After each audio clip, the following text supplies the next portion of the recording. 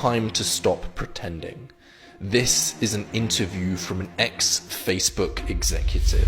We have created tools that are ripping apart the social fabric of how society works. Parts like, if you feed the beast, that beast will destroy you. You don't realize it, but you are being programmed. This is a global problem. It really is that bad. I've just finished watching Netflix's The Social Dilemma, which exposes how these tobacco farmers of Silicon Valley are manipulating us through their algorithms to profit from us. And it was a good documentary. It was a little bit hypocritical of Netflix to expose these algorithms when, as soon as the documentary was over, Netflix recommended me a new series to watch through their algorithm. I mean, Netflix has said their biggest competitor is sleep. So they're doing something similar to these people, but it was a good documentary. And in this video, I want to cover the main points made in this documentary. But in reality, the documentary only scratched the surface, maybe because it was for the mainstream. But I really want to get down and really expose the truth about this concept that a lot of people don't yet realize. Because this is a deep concept, and trust me, there is a lot of shocking stuff that we've got to unpack. But it all started when I was 14.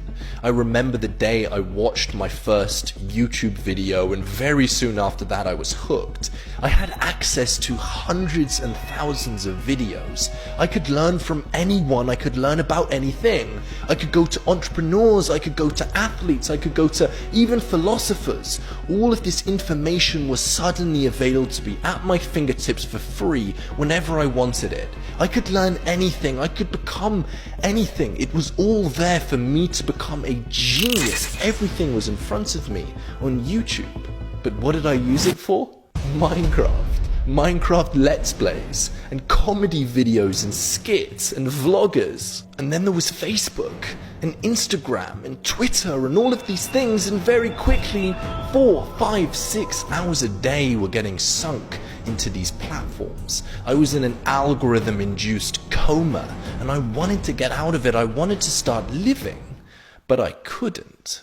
And we know that this isn't just a problem that was affecting me. The latest digital report in 2019 discovered that the average person spends 6 hours and 42 minutes every single day online. That's over 100 days a year spent online. And it's not just the everyday person, even the greatest minds of this century are being stifled. We know Elon Musk has to take breaks from Twitter, and even Twitter's CEO has a limit on his phone to limit the amount of time he spends on these platforms.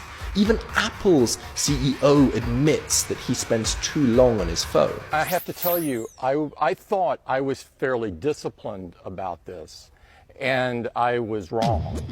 When I began to get the data, I found I was spending a lot more time than I should. And I wish that it just ended here. I wish that it was just a time suck that could very easily eat into your productivity. I wish that was the only problem, but this is just the very beginning. You see, people used to believe that your brain would stop developing at a certain age, it would become static. But new researchers of neuroplasticity has discovered that your brain never stops evolving, your brain is plastic. A German study was conducted where they got medical students 3 months before they sit an exam and they did a brain scan on them. Then after the exam, they did another brain scan and compared these brain scans to control students who weren't studying for that period of time. They found that the group of students that have been studying for the exam, their brain was completely different, their brain was even bigger. And there are many other studies done like this, but the conclusion is clear. What you spend your time on literally changes your brain, it rewires it. And you can view yourself as a bit of DNA with a whole host of summation of experiences and thoughts, and all of this data that you've collected, it's all shifted your brain. You are what you eat. The information you consume, the things you do, it literally shapes your brain. And my friend Michael Simmons believes that these algorithms are giving you brain damage. How?